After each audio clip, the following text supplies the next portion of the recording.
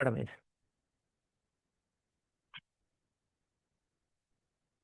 So என்ன இந்த பாடம் இதுல என்ன விளங்கிக்கிறீங்க?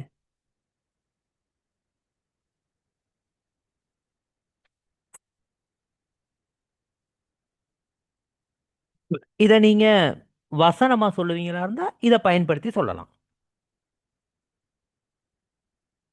இது என்னது இது?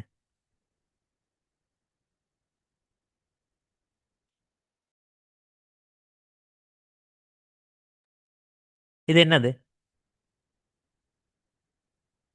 பேச மாட்டீங்களா? So cycle. எஸ், சைக்கிள் தான். இதுல இந்த சீட் இல்லைன்னா நம்ம அதை பயன்படுத்த இயலுமா? முடியாது. இந்த பெடல் இல்லைன்னா பயன்படுத்த இயலாதுன்னா? கெரியர் இல்லைனா? லைட் இல்லையா இருந்தா? இந்த டயர் இல்லையா பயன்படுத்தலாம் சார். இருந்தா என்ன இல்லைன்னா பயன்படுத்துவீங்க? லைட் இல்லைன்னா என்ன பகல் டைம்ல? சார் கெரியர் எல்லாத்தையும் கெரியர் இல்லைனாலும் பயன்படுத்தலாம், ஆனா நம்ம எதையும் கெரியரை வச்சுட்டு போக இயலாது. இந்த ஹெண்டில் இல்லைனா?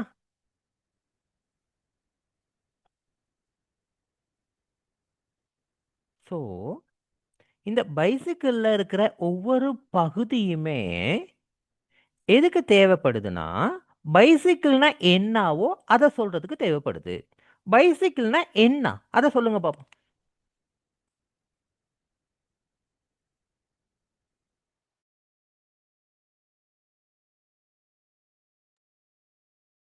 ஸோ சொல்லுங்க,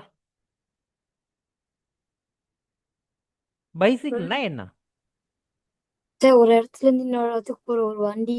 ஆ குறித்த ஒரு நோக்கத்தை அடையணும். இப்ப இவருக்கு ஒரு இடத்துல இருந்து இன்னொரு இடத்துக்கு போகணுமா? ஸோ அந்த நோக்கத்தை அடையிறதுக்கு நாம இதை பயன்படுத்துறோம். இப்போ இதை பயன்படுத்துறதுக்கு பார்த்தீங்களா இருந்தா ஒவ்வொரு பகுதிகள் இருக்குது. பெடல் இருக்குது, செயின் இருக்குது, டயர் இருக்குது, ஷீட் இருக்குது, ஹேண்டில் இருக்குது, பிரேக் இருக்குது, லைட் இருக்குது, ரிம் இருக்குது. ஸோ இந்த எல்லா சின்ன சின்ன பகுதிகள் ஒன்றிணைக்கப்பட்ட ஒரு தொகுதியா காணப்படுது.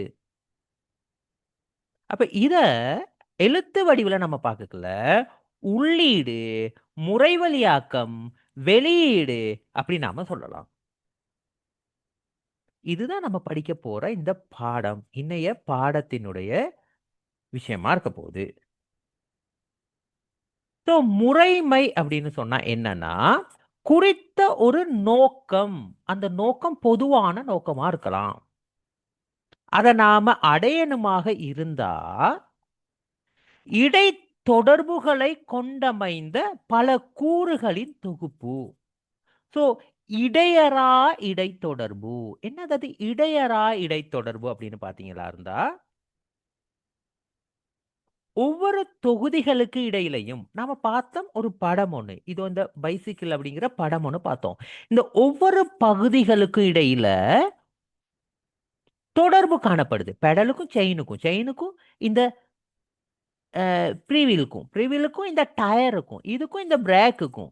ஸோ இந்த ஒவ்வொரு பகுதிகளுக்கு இடையில தொடர்பு ஒன்றை ஒன்று பின்னியதா காணப்படுது. இடையறா இடைத்தொடர்புகளை கொண்ட கூறுகளின் தொகுப்பை தான் முறைமை அப்படின்னு சொல்லுவோம். ஸோ இந்த முறைமைய நம்ம பாடத்தோட நம்ம பார்த்தோமா இருந்தா என்னவா இருக்க போகுது? உள்ளீடு, முறைவழியாக்கம், வெளியீடுன்னு இருக்கும். அப்ப இதுல நீங்க இந்த மூன்று அடிப்படை கூறுகள் இன்புட் ப்ராசஸ் அவுட்புட், அதாவது உள்ளீடு, முறைவழியாக்கம், வெளியீடு தான் இதண்ட கூறுகளா காணப்படுது. அப்ப இத ஒரு முறைமையா எடுப்பீங்களா இருந்தா இதனுடைய பேர் என்ன, இதனுடைய நோக்கம் என்ன, இதனுடைய உள்ளீடு என்னது, இதனுடைய முறைவழியாக்கம் என்ன, இதனுடைய வெளியீடு என்ன சொல்ல இயலுமா உங்களுக்கு?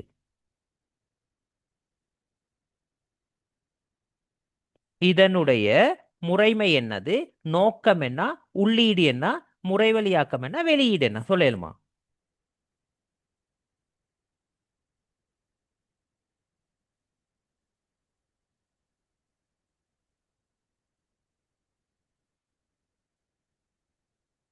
Who can? இந்த படத்தினுடைய நோக்கம் உள்ளீடு, முறைவழியாக்கம், வெளியீடு. ரைட். இதை அப்ப நாம இந்த பாடம் படித்து முடிய உங்களால சொல்ல இயலுமான்னு பார்ப்போம். சரியா? ரைட். இந்த மாதிரியான ஒரு முறைமை தகவல்ல காணப்படுமாக இருந்தால் டேட்டா, இன்ஃபர்மேஷன், இதை நீங்க பயன்படுத்தி இதனுடைய முறைமை அப்படின்னா தரவுகளை நாம முறைவழியாக்கம் செய்தா நமக்கு தகவல் ஒண்ணு கிடைக்கும். இதுதான் தகவல் முறைமை அப்படின்னு சொல்லுவோம். ஸோ தரவுகளை களஞ்சியப்படுத்தப்படக்கூடிய மாதிரிகள் இருக்கும். இன்ஃபர்மேஷன் சிஸ்டம்ஸ், டேட்டா அனாலிசிஸ் ஒரு டிகிரி லெவல்ல ஒரு ஜொப்புக்கு போறதுக்கு ஒரு முக்கியமான ஒரு பாடம். சரிதானே?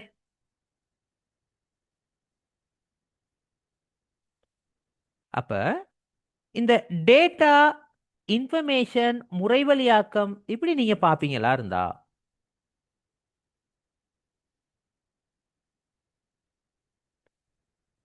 இந்த முறைமை வந்து ரெண்டு வகையா காணப்படுது.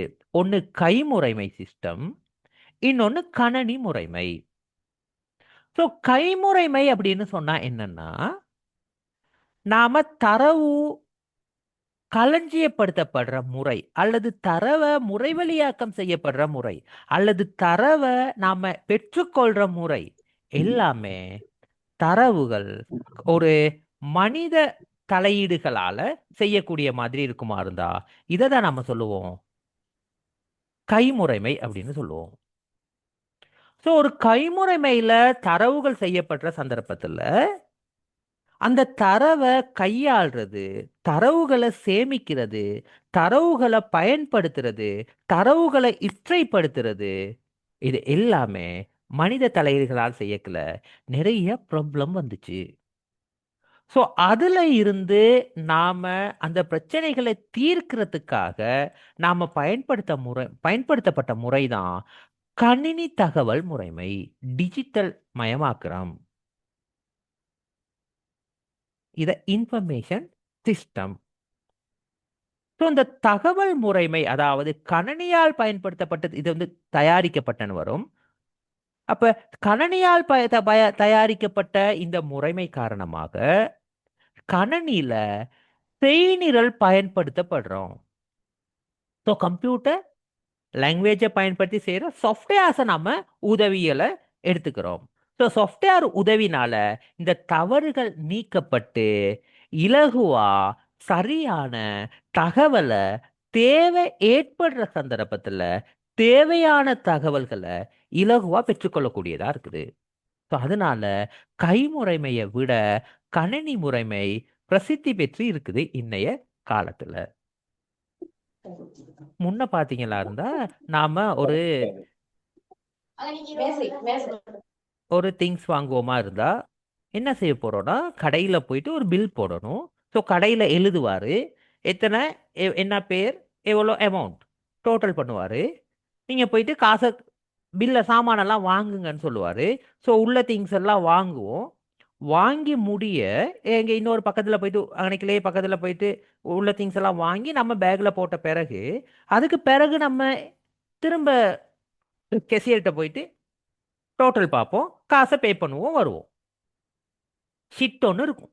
ஆனா இப்ப நாமளே நமக்கு தேவையான திங்ஸை எடுத்துக்கிறோம். ஸோ எடுத்து தொழிலில் போட்டுட்டு வாரோம், கெஷியர்கிட்ட போகிறோம். ஒவ்வொரு திங்ஸ் எடுக்கிறதுல கம்ப்யூட்டரில் டைப் பண்ணுறாங்க கூட இல்லை, அதுக்கான ஒரு கோடை தான் டைப் பண்ணுறாங்க, நம்பர் தான் பண்ணுறாங்க.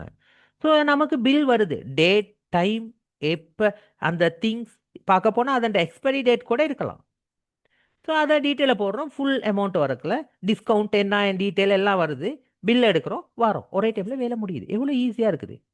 முன்ன பார்த்த மாதிரினா பில் போடுறதுக்கு 2 பேர் தேவை, சாமான் தாரத்துக்கு 2 பேர் தேவை, கடையில் மெயின்டைன் பண்ணுறதுக்கு 2 பேர் தேவை, ஸ்டாக் எடுக்கிறதுக்கு 5 பேர் தேவை. இப்போ அந்த சாஃப்ட்வேரில் ஸ்டாக் எடுக்க தேவையில்ல, டெய்லி மைனஸ் ப்ளஸ் ஆகிக்கிட்டே வரும். புதுசாக ஏதாவது திங்ஸ் வருமா இருந்தால் ப்ளஸ் ஆக்கிக்குவோம், சாஃப்ட்வேருக்குள்ளே நம்ம எட் பண்ணிப்போம். உள்ள திங்ஸ் எவ்வளோ போகுது, நம்ம எவ்வளோ பிஸ்னஸ் சேல் ஆகுது, ஸோ அதெல்லாம் மைனஸ் ஆகும். ஸோ பேலன்ஸ் எவ்வளோ இருக்குது, ஸ்டாக் எடுக்கிறது ஈஸி, இவ்வளோ பேலன்ஸ் இருக்கும் ஷுவரா. என்ன அப்போ இத்தனை பீஸ் சேலாகிருக்குது, இத்தனை பீஸ் நமக்கு கிடைச்சிருக்குது, இத்தனை பீஸ் இப்போ இருக்கணும். இப்படி நாம இந்த கம்ப்யூட்டர் சிஸ்டத்தில் ஈஸியாக எடுத்துக்கலாம். இந்த மாதிரியான ப்ராக்டிக்கலான ஒரு விஷயத்தை உங்களுக்கு தந்துட்டு தான் அதில் உள்ள உள்ளீடு, முறைவழியாக்கம், வெளியீடு சம்பந்தமா தரவுகள் கேள்வி வரும். ஸோ இந்த கைமுறைமைக்கும் கணனி முறைமைக்கும் இடையில வித்தியாசத்தை பார்த்தீங்களா இருந்தா, கைமுறைமையில வந்து முறைவழிப்படுத்தல்ல ஏதாவது பிழை வரலாம். ஆனா கணனி முறைமை லாங்குவேஜ் கம்ப்யூட்டர் சாஃப்ட்வேர் பயன்படுத்துறதால பிழை வராது. அதிகமான நேரம் தேவைப்படும். கணனி முறைமையில சின்ன ஒரு டைம் போதும். அதிகமான இடவசதி தேவை தரவு முறைமையில், கைமுறைமையில் அந்த தரவுகளை களஞ்சியப்படுத்துறதுக்கு. ஆனால் ஃபைல்ஸ் வைக்கணுமே, கபர்ட்ஸ் வைக்கணுமே, சேஃப்டி படுத்தணுமேனா பெரிய இடம் தேவை. இதில் ஒரு சின்ன ஹார்ட் டிஸ்க் இருந்தால் போதும். இப்போ நம்ம கிளவுடில் போட்டால் ஹார்ட் டிஸ்க்கும் கையில் இருக்க தேவையில்ல. மனித வள பயன்பாடு, அதை பார்க்கறது, பராமரிக்கிறது, மனித வள பயன்பாடு அதிகம், மனித வளம் இங்கே குறவு. இற்றைப்படுத்துறது கஷ்டம். ஏன்னா உண்மையாலுமே அப்டேட் பண்ணிக்கிறது கஷ்டம். ஃபைலாக பணிய இருக்கும், ஃபைல் எங்க இருக்கு தேடி எடுக்கணும். அது இங்க இலகுவா இருக்கும். தரவுகள் டிலீட் ஆகக்கூடும். தரவுகளை அப்படியே டிலீட் ஆனாலும் என்ன செய்யலாம், அப்டேட் பண்ணி அல்லது பேக்கப் பண்ணி எடுத்துக்கலாம். பாதுகாப்பு குறைவா இருக்கும். இதுல வந்து நம்ம என்ன செய்யலாம், செக்யூரிட்டி ஆப்ஷன்ஸ் நிறைய கொடுத்து வச்சுக்கலாம். இதுதான் என்னவா இருக்க போகுது, இது ரெண்டுக்கும் இடையிலான வித்தியாசங்களா இருக்க போகுது. இது வந்து 1 2 3ன்னு சொல்லி ரோமன் இலக்கத்தில் வரணும். அது அந்த லாங்குவேஜ் கொஞ்சம் மாறாம இருக்குது. ஓகேயா, ரைட். இப்போ இந்த கணனி முறைமை பயன்படுத்தப்படுற சந்தர்ப்பத்தில் இந்த முறைமையை பயன்படுத்துறதுக்கான ஒரு செயன்முறை ஒன்று காணப்படுது. அந்த முறை இந்த தேவையை இனங்காணல், தீர்வினை வடிவமைத்தல், தீர்வினை குறிமுறைப்படுத்தல், தீர்வினை சோதித்து பார்த்தலும் தவறு நீக்கலும். சரியா? தீர்வினை தீர்வினை சோதித்து பார்த்தலும் தவறு நீக்கலும், தீர்வினை நடைமுறைப்படுத்தல், முறைமையை பராமரித்தல் சொல்லி 6 விஷயம் காணப்படுது. இந்த 6ல தான் உங்களுக்கு கேள்விகள் அநேகமா வரும். சரிதானே? இப்ப முதலாவது விஷயம், தேவையை இனங்காணல். அப்ப இனங்காணல் அப்படின்னு சொன்னா என்னன்னா, நமக்கு என்ன ப்ராப்ளமோ அந்த ப்ராப்ளம்கான ஒரு சொல்யூஷனை தாரத்துக்கு தான் கணினி முறைமையை பயன்படுத்துகிற மாதிரி இருந்தா முதல்ல நம்ம ஐடென்டிஃபை பண்ணணும். ஸோ அந்த சரியான தேவை என்னங்கிறத முதலாவது இனங்காண தெரியணும். அந்த தேவையை இனங்காணனுமாக இருந்தால் என்ன செய்யணும், அவதானம் தேவை, ஒப்சர்வேஷன் தேவை. ஸோ அவதானிக்கிற சந்தர்ப்பத்தில் நாம அந்த ப்ராப்ளமை இலகுவா இனங்காணலாம். நீங்க எப்படி அவதானிக்க போறீங்க, உங்களுக்கு கணனிமயப்படுத்தப்பட வேணும். என்னத்த, டைம் டேபிளை. ஸோ நீங்க கையில டைம் டேபிள் ஸ்கூல்ல நீங்க எழுதி கொடுத்துக்கிட்டு இருப்பீங்களா இருந்தா அது வந்து மிஸ் ஆகலாம் டைம் டேபிள், அல்லது டைம் டேபிள் எழுதுறதுல கிளேஷ் வரலாம். ஸோ டைம் டேபிளில் வந்து ஒரே பேர் ஒரேத்தவங்களுக்கே 2 3 பாட வேலைகள் வித்தியாசப்படலாம்.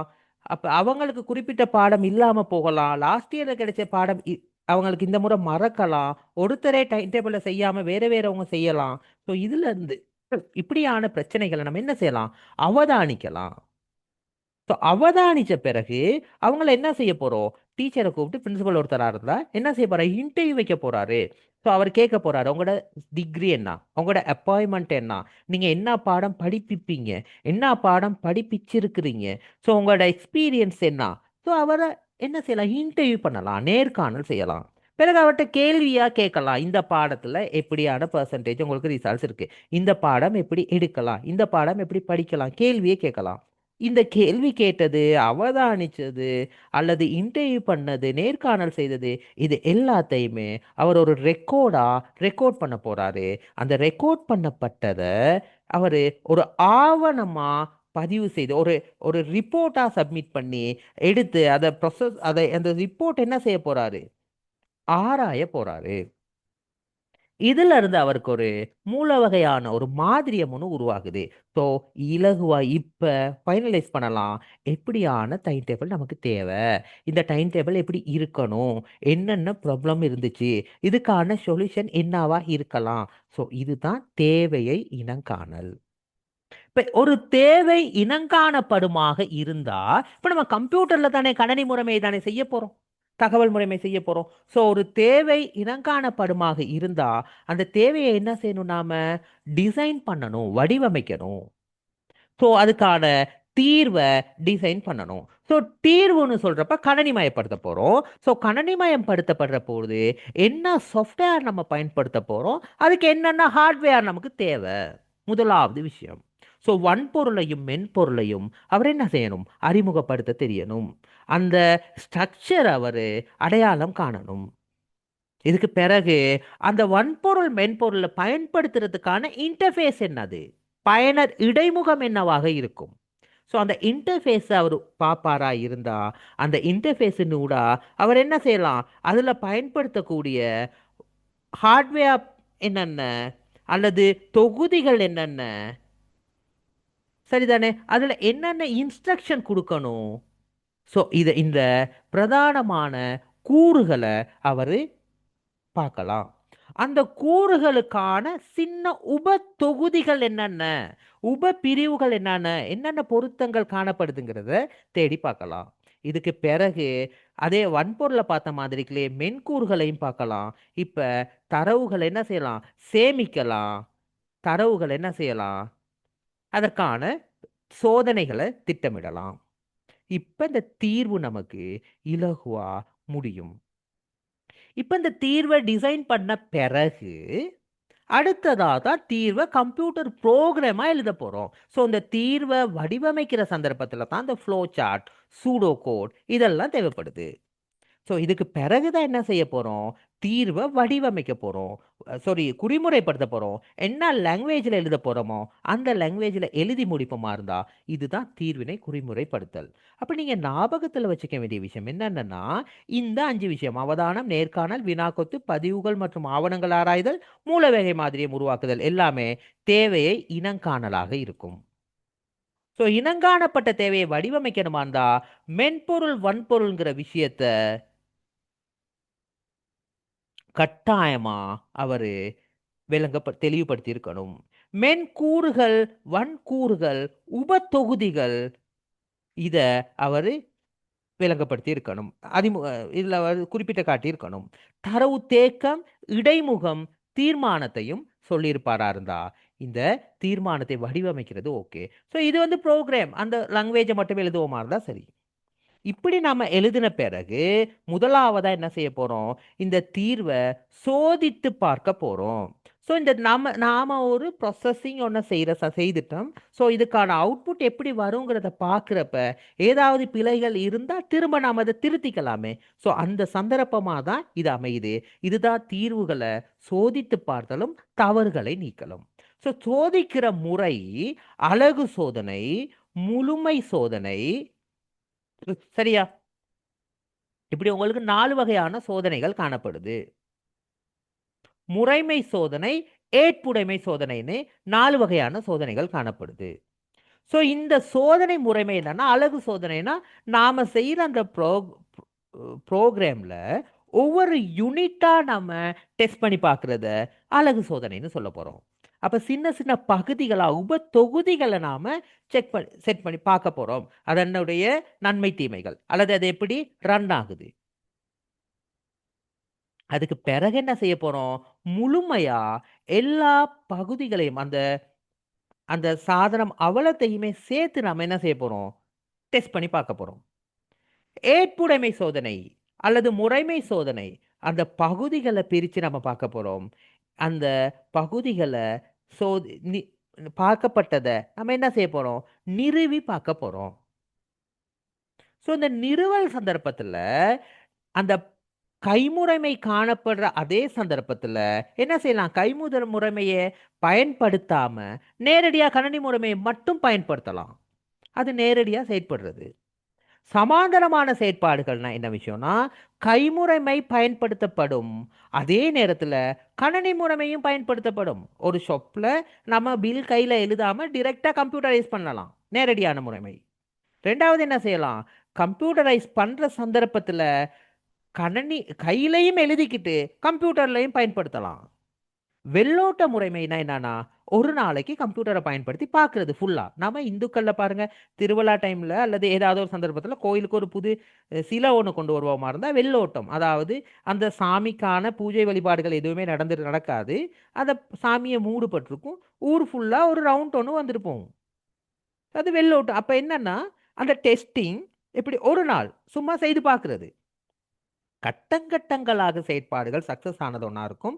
ஒரு பகுதி காணப்படுமா இருந்தா, அந்த பகுதிய பிரிக்கிறது. உபத்தொகுதிகள நாம என்ன செய்வோம்? பிரிச்சிருப்போம். அந்த உபத்தொகுதிகள் நிறைய காணப்படுற சந்தர்ப்பத்துல என்ன செய்ய போறோம்?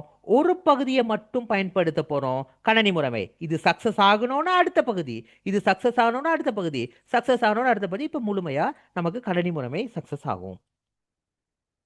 இதுதான் கட்டங்கட்டங்களான செயற்பாடுகள். இந்த முறைமை பாருங்க, போன வருஷம் உங்களோட ஸ்கூல் சிலபஸ் ஆரம்பிக்கிற சந்தர்ப்பத்துல, ஒவ்வொரு பகுதிகள்ல இந்த 45, 50 நிமிஷமா, 40 நிமிஷமா அந்த விஷயங்கள பார்த்து, அந்த கிரேட் ஒவ்வொரு ஸ்கூல்ஸுக்கு படிப்பிக்கிற முறைமை காணப்பட்டுச்சு. 13 வருட கல்வி திட்டத்திலயும் அந்த முறைமை காணப்பட்டுச்சு. ஸோ இப்படி நமக்கு கட்டங்கட்டங்களாக செயற்படுத்தல் நடைபெறும். இப்படி நடைபெற்ற பிறகு தீர்வை நடைமுறைப்படுத்தி பார்க்கலாம். ஸோ இது நடைமுறைப்படுத்துற சந்தர்ப்பத்துல இந்த தீர்வு நடைமுறைப்படுத்தப்படுமா இருந்தா, அதுல வார இடர்பாடுகள சரிப்படுத்தி, அத நடைமுறைப்படுத்திக்கிட்டு போனா, அததான் முறைமை பராமரித்தல் அப்படின்னு சொல்லுவோம். இவ்வளவுதான் முறைமை சம்பந்தமான விஷயமா இருக்கும். இந்த மாதிரியான முறைமைகள பராமரிக்கிற சந்தர்ப்பத்துல, இந்த முறைமை செயற்பாடுகள் சரியா நடைபெறுமாக இருந்தா, இத மாதிரியம் செயற்பாடுகளாக நம்ம பயன்படுத்துறோம். ஸோ இந்த மாதிரிய வகைகள்னு பார்ப்பீங்களா இருந்தா, இந்த மாதிரிய வகைகள்ல 4 வகையான மாதிரியங்கள் இருக்குது. நீர்வீழ்ச்சி, ஊடாட்டம், புரோட்டோடைப் மாடல், ஸ்பைரல் மாடல்னு இருக்குது. மாத்தி நான் எழுதிட்டேன்னா, சுழற்சி முறைமை. ஓகேயா? ரைட். இது மாறி வந்திருக்குது. ஓகே. சரிதானே? இந்த இதுல உங்களுக்கு சிலபஸ்ல தேவையானது என்னன்னு, இந்த 2 முறைமை மட்டும் தான். நீர்வீழ்ச்சி மாதிரியம், அடுத்தது ஊடாட்ட மாதிரியம். சரிதானே? நீர்வீழ்ச்சி மாதிரியம் அப்படின்னு சொல்லுவீங்களா இருந்தா, நீர்வீழ்ச்சி மாதிரியம் அப்படின்னு சொல்லுவீங்களா இருந்தா, என்னவா இருக்க போகுதுன்னா, அந்த படத்த பாருங்க, நீர்வீழ்ச்சி மாதிரியம் உங்களுக்கு விளங்கும். இதோ பாருங்க இருக்குது நீர்வீழ்ச்சி மாதிரியம். பாருங்க இந்த நீர்வீழ்ச்சி மாதிரியம். இந்த நீர்வீழ்ச்சி அப்படின்னாலே நாம சொல்லுவோம் என்னன்னா, இந்த உயரத்துல இருந்து நீர் இயற்கையாக வர நீர் வந்து, சரிதானே? ஊற்றெடுத்து வர நீர் வந்து இடையில கருங்கல் பாறை குறுக்கிடுகிற சந்தர்ப்பத்தில் அந்த நீர் கீழாக விழுந்து தெரித்து வருமா இருந்தா அதை நீர்வீழ்ச்சின்னு சொல்லுவோம். ஸோ அந்த வார நீர் எப்பவுமே ரிட்டர்ன் மேல போக வாய்ப்பில்லை. இதுதான் நீர்வீழ்ச்சி. பாருங்க, ரிட்டர்ன் போகாதுண்ணா. ஸோ இந்த சந்தர்ப்பங்கள் இருக்கு தானே, முறைமை மாதிரியங்கள் 6 இருக்கு தானே.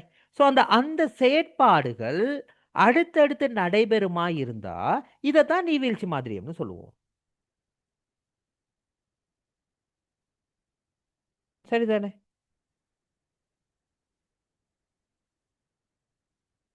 இதுதான் நீர்வீழ்ச்சி. அப்ப தேவை இனங்காணப்படும், அது திட்டமிடப்படும், அது நடைமுறைப்படுத்தப்படும். சரிதானே? அது தீர்வு சேமித்தல் செவ்வையாக்கப்படும், முறைமை நிறுவப்படும், பராமரிக்கப்படும்.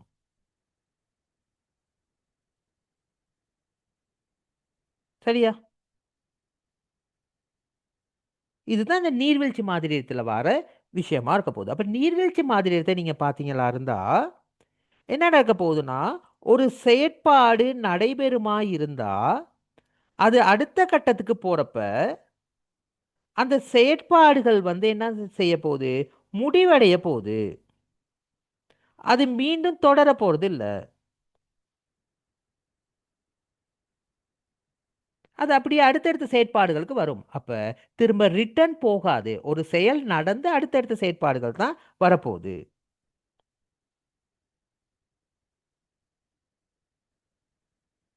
சரிதானே?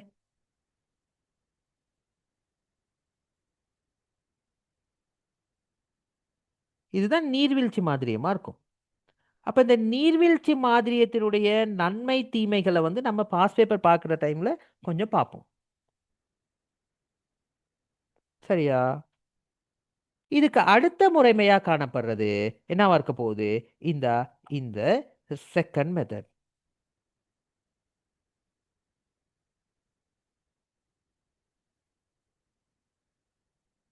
இது நம்ம இந்த ஊடாட்ட மாதிரியம்னு சொல்லுவோம்.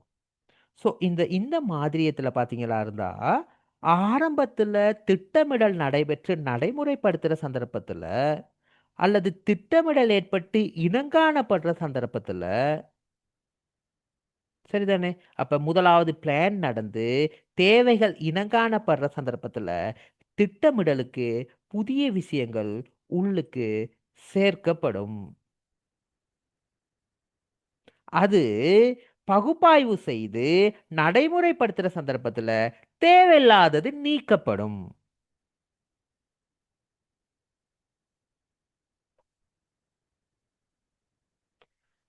அது சோதிக்கப்படும், மதிப்பீடு செய்யப்படும். இப்ப புதிய விஷயங்கள் சேர்க்கப்படும். அப்ப இது நமக்கு ஒரு பெஸ்டான மெத்தடா இருக்கும். சரியா?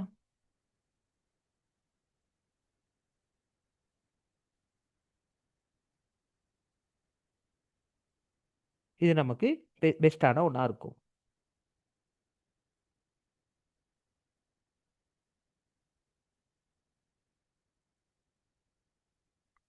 ஓகேயா? ரைட். இவ்வளவுதான் இந்த மாதிரியங்கள் சம்பந்தமான விஷயமா இருக்க போகுது.